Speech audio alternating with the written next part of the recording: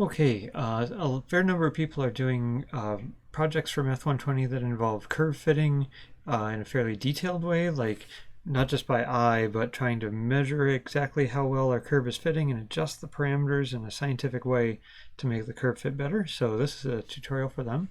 I've got here some pharmacokinetics data or simulated data that we used way back in the beginning of the semester. And I claimed that this curve for how much of the medicine is in the lymph, which is the yellowish curve here, is a surge curve like t to the 3 times e to the minus t. That's what I'm saying here. And now we're actually going to go check that by doing a fairly detailed curve fit for it. So I've copied the time in minutes and the lymph amount to, oh, not that one, this one. So let's just take a look at that graph. So here's the graph we want to fit. And we think a surge curve might be a good fit. So let's write what our surge curve formula is here. So f of t equals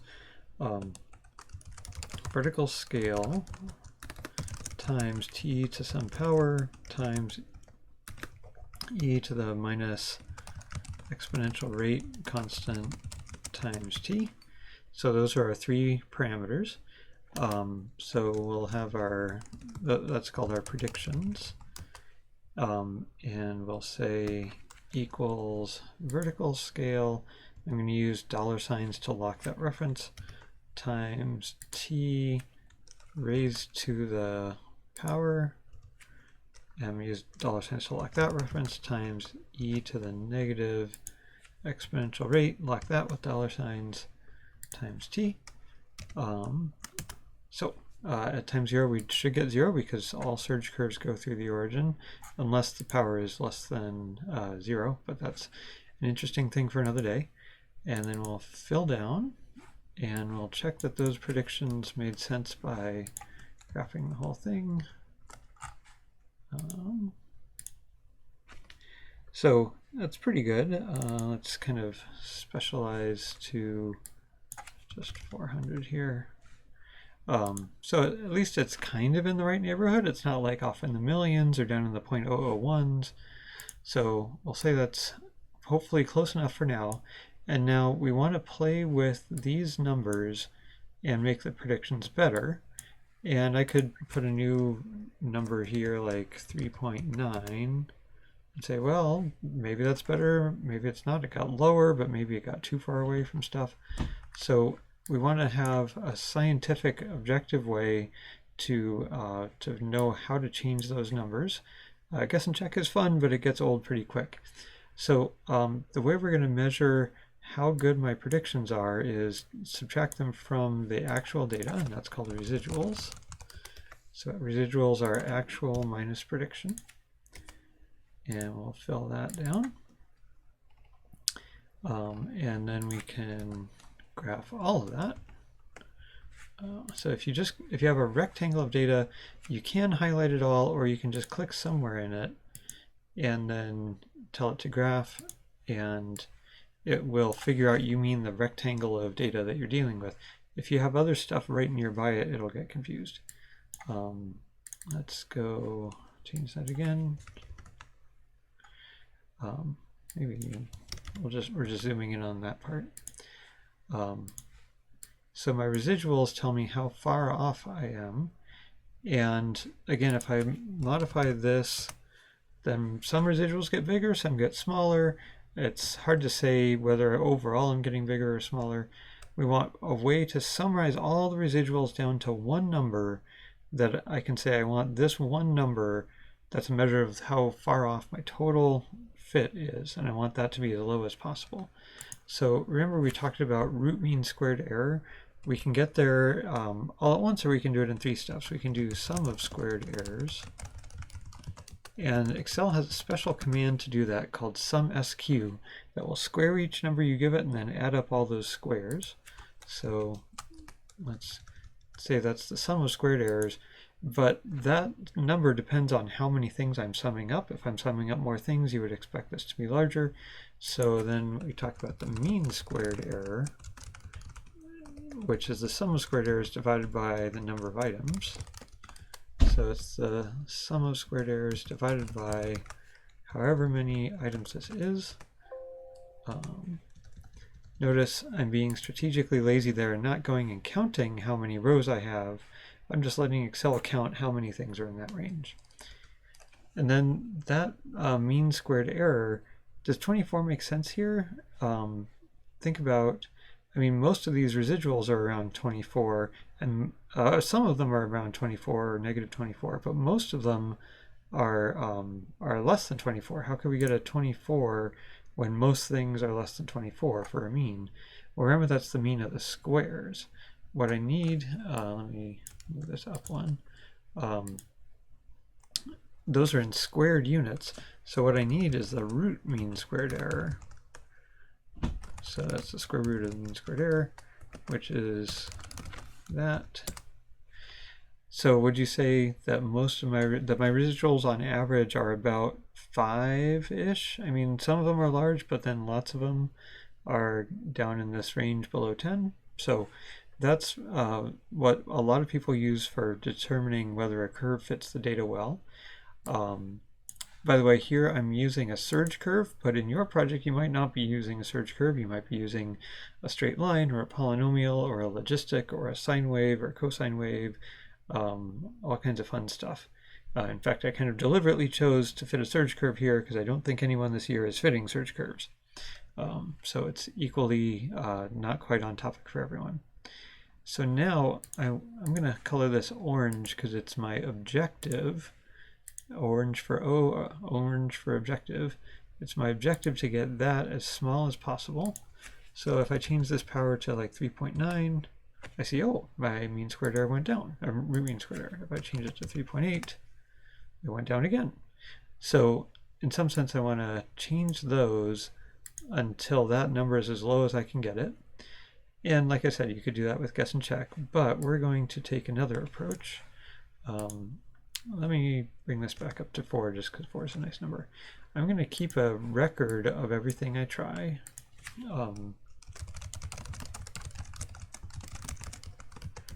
So I'm going to keep track of my parameters. I'm just going to copy these, paste them there.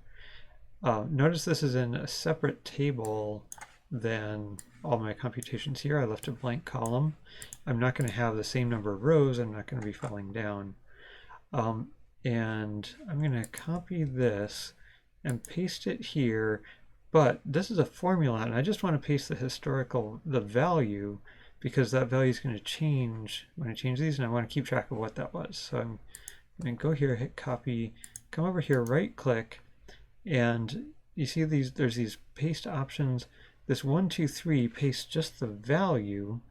So it's just a plain number with no formula behind it. See, if I double click on it, there's no formula there.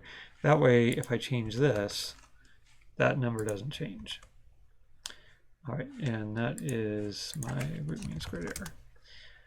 So now I want to be very deliberate about how I change the parameters and see how much my root mean squared error changes. So the first thing I'm going to do, I'm going to copy these, but I'm going to try changing the vertical scale a little bit. I'm going to just add 0.01 to it. So I'm going to put that up here. And you see that made my root mean squared error worse. But I want to go record that. So I'm going to copy this and paste it over here. And then let's go back to where we started. Now let's try changing the 4. Let's try making it 4.1. We'll use those parameters, and root mean squared error got worse. I'm going to copy that and paste it here. Let's go back to where we started again. And this time I'm going to change that 0.35 to a 0.36. Let's put that up here and copy this and paste it there. So I know that's a lot of pointing and clicking and pasting. If you were doing this in Python or something, we could write the code that would do all this for us automatically. So here I have a record of the things I tried. So this is like my base case or my central point.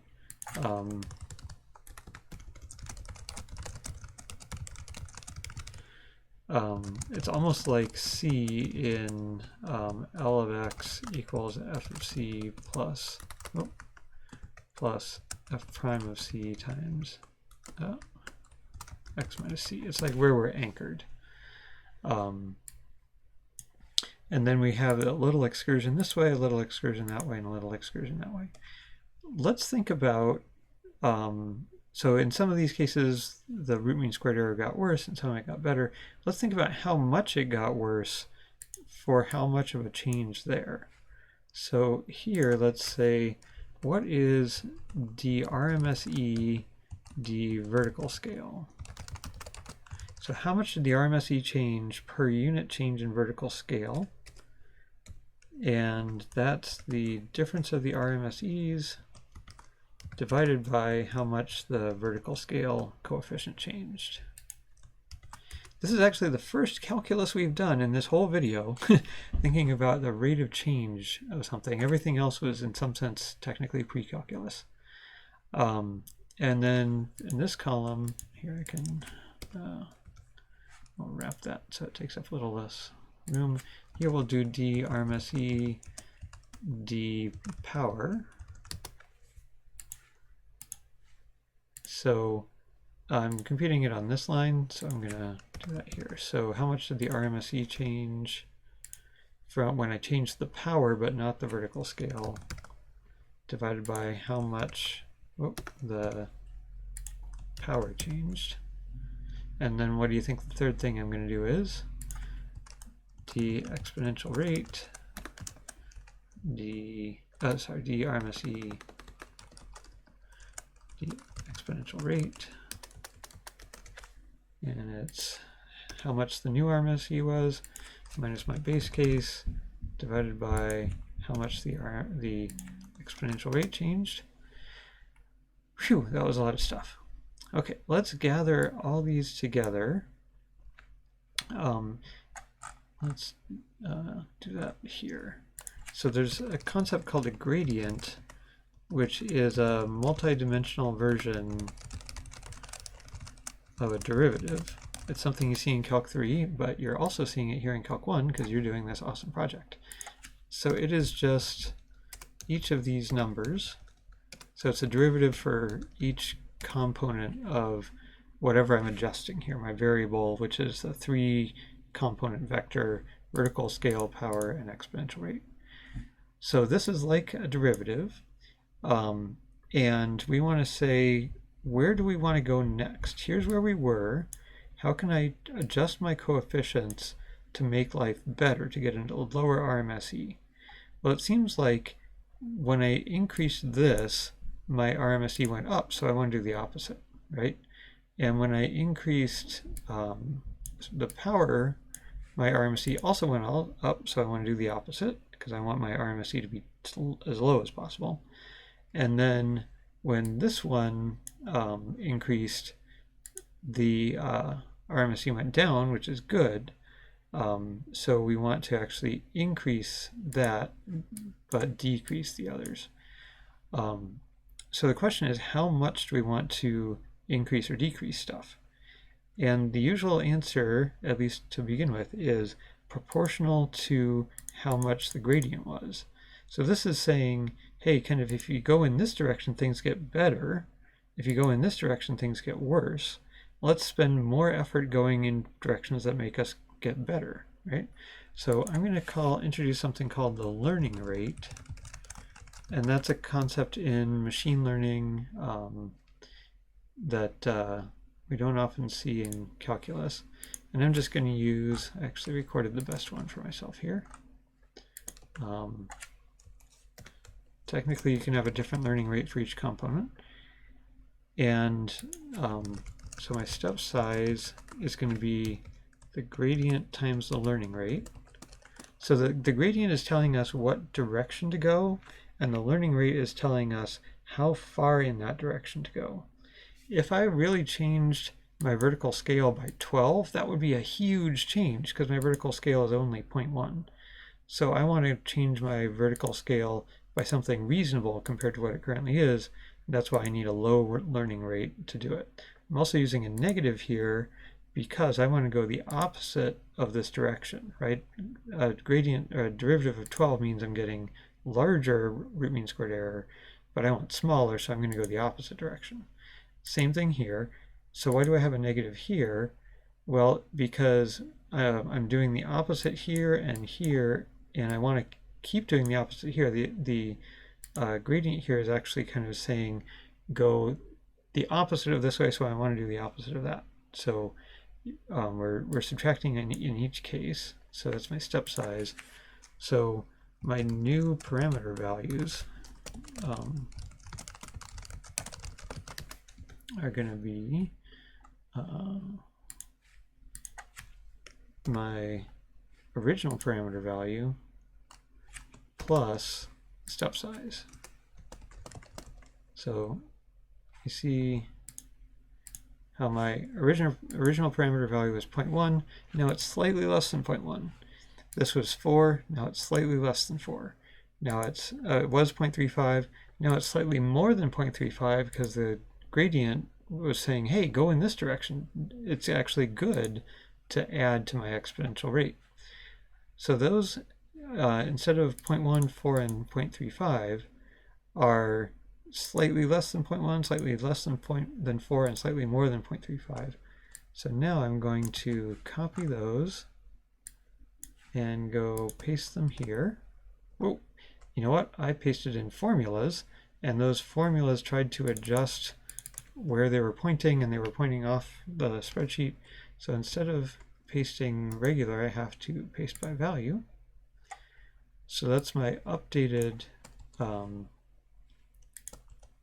parameters. Instead of this, now I have that. And what's my new root mean squared error? I'm going to paste that value. And notice it went down just a little bit. You might think, okay, I didn't make very much progress. And that's true. But remember, in real life, we'd be having Python or something run this over and over again. So we just did one step here, but really Python's going to be doing like thousands of steps for us. So we don't want to do that for a math120 project. We just want to show a kind of proof of concept that if I figure out the gradient by doing these derivatives, these are basically forward difference quotients, then kind of go in the direction of the gradient, but opposite, because I want to decrease root mean squared error, not increase it, and take a little step that gives me new parameters that give me a lower root mean squared error, which is what I want, and that's where we're going. All right, next we'll try something in Desmos.